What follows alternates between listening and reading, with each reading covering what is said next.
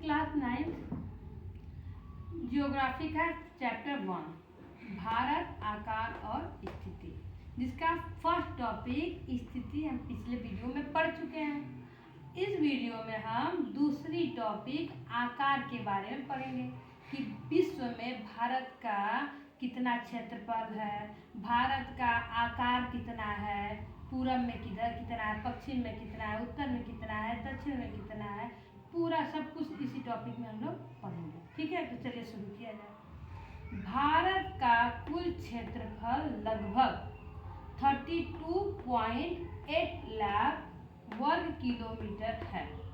यह विश्व के कुल भौगोलिक क्षेत्र का लगभग 2.4% है। ठीक है, यानी कि आपको पता है कि जो हमारा विश्व में जो स्थल है, 7 को महाद्वीप है, वो स्थल है, तो उसमें आपको पता है कि 2.4% हमारा लगभग क्षेत्रफल है। अब देखिए भारत की स्थल सीमा रेखा लगभग 15,200 किलोमीटर है। ये स्थल सीमा देख लीजिए किसे कहते हैं। जैसे मान लीजिए ये आपका भारत है, ओके, ये आपका भारत है, भारत का ऊपरी बिंदु ये जो आप देख रहे हैं, ये तो आपका तटीय रेखा है, यानी कि इधर भी आपका बंगाल की खाड़ी है, इधर अरब सागर है, इधर हिंद महासागर है, यानी ये तीनों तरफ पानी पानी वाटर है। ठीक है, इसलिए ये तटीय रेखा हो गया। और बाकी का जो बचा ये भाग आपका क्या है, स्थलीय सीमा रेखा। तो ये स्थलीय सीमा रेखा कितना हमारा है, 15,200 किलोमीटर। ठीक ना। और देखिए भारत की समुद्री तट रेखा लगभग क्या है, 7,516.6 किलोमीटर। ठीक है, यानी 7,560.6 किलोमीटर ये समुद्री तट रेखा है। इतना समझ में आया। ये जो पानी से घिरा है तटीय रेखा, और बाकी जो ऊपर आपका ये सब ऊपरी पार्ट है ये स्थलीय रेखा। इतना समझ में आया। चलिए आगे हम देखते हैं। देखिए भारत के उत्तर और पश्चिम, उत्तर पश्चिम में बलित पर्वत है, यानी जैसे हिमालय वाले हमारे हैं। ठीक है, बलित पर्वत है। और ये जानिए उत्तर और पूरब, यहाँ से लेके ये सब आपके क्या है, बलित पर्वत है। ठीक है, सब आपके बलित पर्वत है। इसके दक्षिणतम भूभाग यानी कि चौड़ा है, ये सब हमारा क्या है, चौड़ा है। ठीक है, और ये क्या नीचे जैसे दक्षिण में चला आ रहा है वैसे पतला होता जा रहा है। ठीक है, जिसे हम कहते हैं सकरा।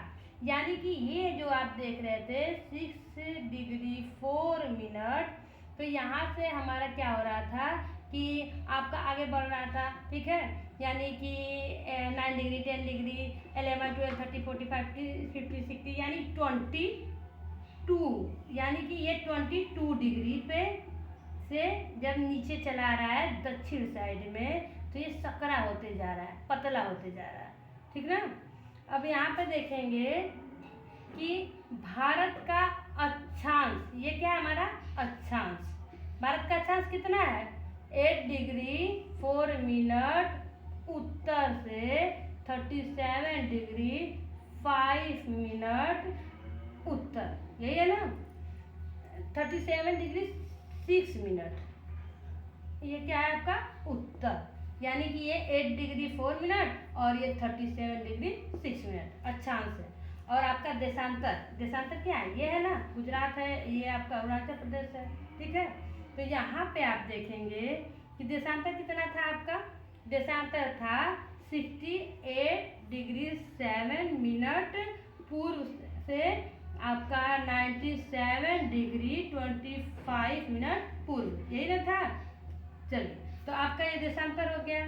ठीक है, तो अब देखेंगे हम कि ये जो देशांतर रेखाएं हैं, भारत का देशांतर जो है ये, और अक्षांश जो है ये, यानी ये आपका और ये आपका, यहाँ से यहाँ तक और यहाँ से यहाँ तक लगभग 30 डिग्री है। ठीक है ना, लगभग 30 डिग्री है। नहीं आप यहाँ से देखिए, गुजरात, ये जैसा कि आपको पता है कि गुजरात, ठीक है, गुजरात से अरुणाचल प्रदेश, ये है आपका अरुणाचल प्रदेश, ठीक है, के स्थानीय समय में 2 घंटे का अंतर होता है, ठीक है, 2 घंटे का अंतर होता है। तो ये जो आपका देशांतर रेखाएं हैं, जो ये लॉन्ग खड़ी लाइन है लॉन्गिट्यूड, ये देशांतर रेखाएं हैं। तो अब एक ही देश में मान लीजिए कि यहाँ पे आपका 12 बज रहा है, ठीक है, तो यहाँ पे आपका 2 बजेगा, यहाँ पे आपका 1 बजेगा, आपका मतलब अलग अलग टाइम होगा कि नहीं होगा। तो अब आप ही बताइए कि एक ही देश में अलग अलग टाइम हो तो कैसे कोई भी काम सही से होगा। तो इसके लिए एक मानक यमोत्तर रेखा बनाया गया, और ये ऐसा नहीं है कि ये केवल भारत में बनाया गया, सभी देश अपने अपने देश में ये मानक यमोत्तर रेखाएं बनाए ताकि पूरे देश में एक ही समय चले, ठीक है। तो इसलिए ये जो हमारा यहाँ से लेके गुजरात से लेके अरुणाचल प्रदेश लगभग 30 डिग्री है।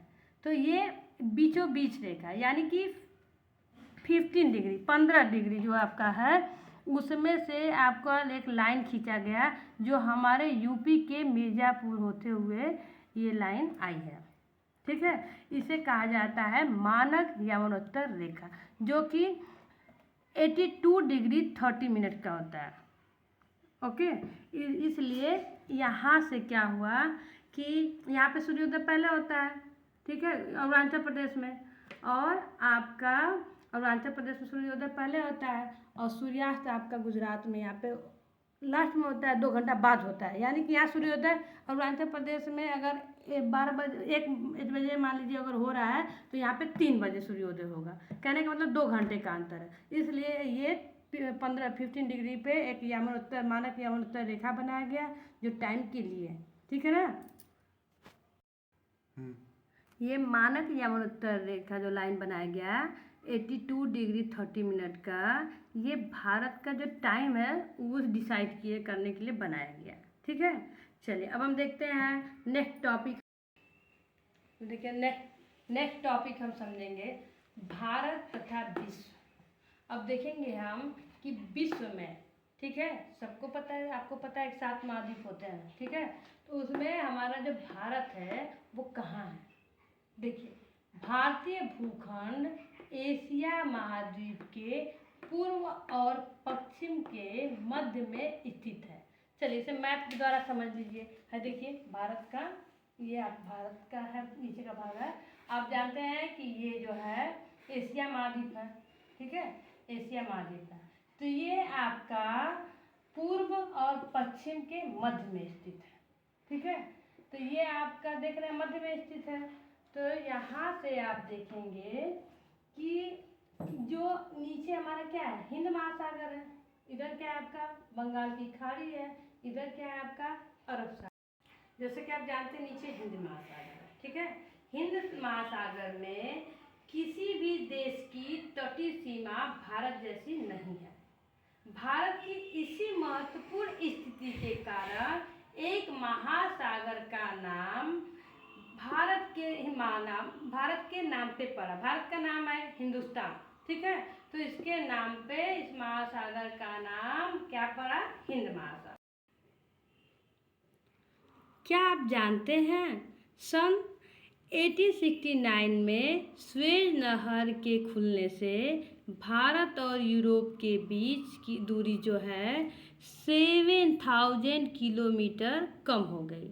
यानी कि अगर ये स्वेज नहर नहीं रहता तो समझिए कि यूरोप जाने के लिए और ज़्यादा दूरी तय करनी पड़ती, लेकिन स्वेज नहर के खुलने की वजह से ये इसकी दूरी कितनी कम हो गई, 7000 किलोमीटर, ठीक है।